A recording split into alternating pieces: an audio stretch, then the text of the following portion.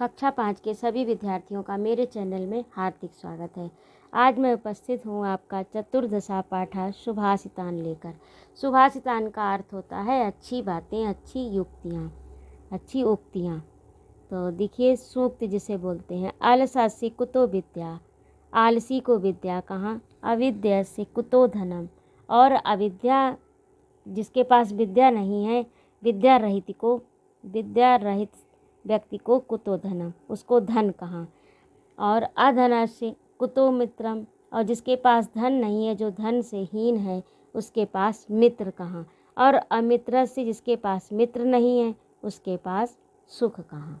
ठीक है, तो ये आपकी समझ में आ गया होगा। आलसी को विद्या कहाँ, अविद्या से विद्याहीन को धन कहाँ, और धनहीन को मित्र कहाँ, और मित्रहीन को सुख कहाँ। अगला देखिए, न चौर्यहार्यम न च राजहार्यम न भ्रातभाज्यम न च भारकारी।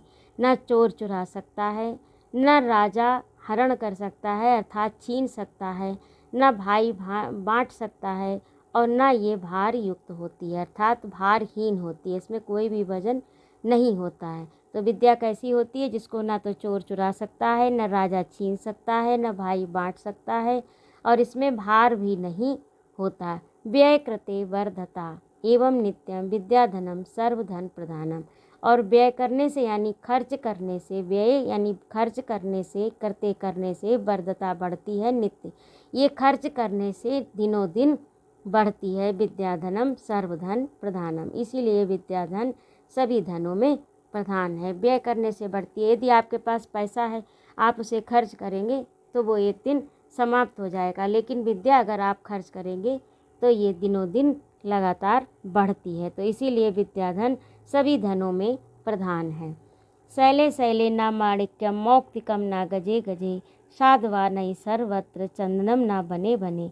शैले शैले न माणिक्यम, हर पर्वत पर माणिक्य यानी माणिक एक प्रकार की मणि नहीं होती, रत्न।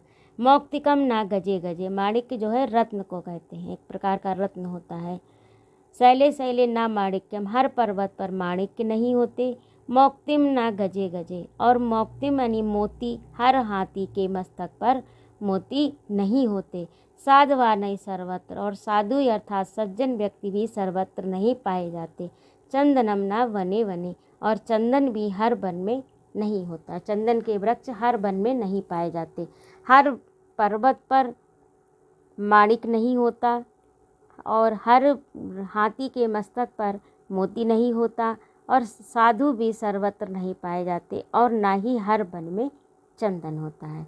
तो ये इसका अर्थ हुआ। अगला देखिए चौथा, उद्यमेन ही सिद्ध्यंति कार्याणि ना मनोरथ है। उद्यम करने से यानी अर्थात परिश्रम करने से ही कार्य की सिद्धि होती है, ना कि मन में सोचने से। आप मन में सोचते रहेंगे तो आपका कार्य पूरा नहीं होगा, जब तक आप उसे संपादित नहीं करेंगे, जब तक आप परिश्रम नहीं करें। जिस प्रकार न ही सुप्त से सिंह से, जिस प्रकार से सोते हुए सिंह के मुंह में मुखे मृगा प्रविशन्ति, मृगा यानी पशु स्वयं प्रवेश नहीं करते, उसको भी परिश्रम करना पड़ता है, शिकार करना पड़ता है, तभी उसे अपने भोजन की प्राप्ति होती है। तो बिना परिश्रम किए कार्य की सिद्धि नहीं होती। केवल सोचने मात्र से कार्य की सिद्धि नहीं होती, बल्कि परिश्रम करने से कार्य की सिद्धि होती है। जिस प्रकार से सोते हुए सिंह के मुख में मृग अर्थात पशु स्वयं प्रवेश नहीं करते। अगला है, नमन्ति फलिनो वृक्षा, वृक्षदार जो फलदार वृक्ष होते हैं वो झुके होते हैं। और नमन्ति गुणिना नमः, और नमन्ति गुणिनो जनः, और गुणी व्यक्ति जो होते हैं, गुणवान व्यक्ति जो होते हैं, वो नमित होते हैं यानी झुके हुए होते हैं, विनम्र होते हैं। यहाँ पर झुके होने का अर्थ है विनम्र होना। और शुष्क वृक्षाश्च मूर्खाश्च न नमन्ति कदाचन, सूखे हुए वृक्ष और मूर्ख व्यक्ति कभी भी नहीं झुकते हैं, अर्थात उनमें विनय नहीं होती, उनमें झुकाव नहीं होता। किनमें नहीं झुकाव होता? सूखे हुए वृक्षों में और मूर्ख व्यक्ति में कभी भी झुकाव नहीं होता, अर्थात उनके अंदर विनयशीलता नहीं होती है। विनयशीलता किसके अंदर होती है? नमन्ति फलनो, फलदार वृक्ष यानी जो वृक्ष फला हुआ होता है, जिस पर फल लदे होते हैं, वही वृक्ष झुकता है, और जिसके अंदर गुण होते हैं वही लोग शीलवान होते हैं, अर्थात विनयशील होते हैं। तो इस प्रकार से ये आपके श्लोकों के अर्थ हो गए। आशा है कि आप लोगों को समझ में आ गए होंगे। यदि ना आए हों तो कृपया मेरे कमेंट बॉक्स में लिखिएगा।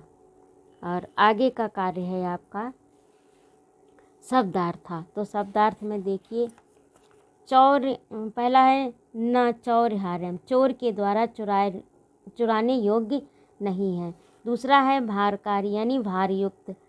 और तीसरा है कुतः कहाँ, माणिक्यम मणि, मौक्तिकम मोती, साधवा अच्छे लोग, उद्यमेन परिश्रम के द्वारा, न मनोरथ है मन की इच्छा मात्र से नहीं, सुप्तस्य सिंह से सोते हुए सिंह के, प्रविशंति प्रवेश करते हैं, नमंति नमन करते हैं, शुष्क वृक्षाश्च और सूखे वृक्ष, कदाचन कभी। ठीक है, तो ये आपके शब्द अर्थ हो गए। इन्हें आप अपनी उत्तर पुस्तिका में नोट करिएगा और इनको याद भी करिएगा, तो आपको श्लोक समझने में आसानी होगी। और दिए गए श्लोक भी आप याद करिएगा, लिखिएगा और याद भी करिएगा। अब अगला अभ्यास देखिए, एक पदेन उत्तर, एक पद में उत्तर दीजिए, यानी एक शब्द में उत्तर दीजिए। तो पहला है विद्याम, शैले शैलेम किम न भवति तो माणिक्यम, कस्य मुखे मृगः न प्रविशन्ति सिंहस्य, कीदृशा वृक्षा नमन्ति फलिनो। अच्छा, दूसरा है आपका वाक्यान पूर्यति। तो पहले में धनम, दूसरे में फलिनो, तीसरे में सर्वत्र और चौथे में प्रधानम, विद्या धनम सर्वधनम प्रधानम। अब ये श्लोक के अंश को मिलाना है।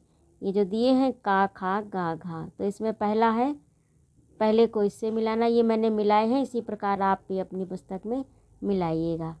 और दूसरे में शैले शैले ना माणिक्यम, मौक्तिकम ना गजे गजे, ये श्लोक का ही अंश है, आपने अभी पढ़ा था। और ये गाग में आएगा प्रविशन्ति मुखे मृगा, नमन्ति फलिनो वृक्षा, नमन्ति गुणिनो जना। तो इस प्रकार से आपका पाठ ये पूरा हुआ। उपस्थित रहने के लिए बहुत बहुत धन्यवाद। और यदि आपको कोई समस्या हो, कोई प्रश्न हो, तो कृपया मेरे कमेंट बॉक्स में लिखिएगा। जय माँ भारती।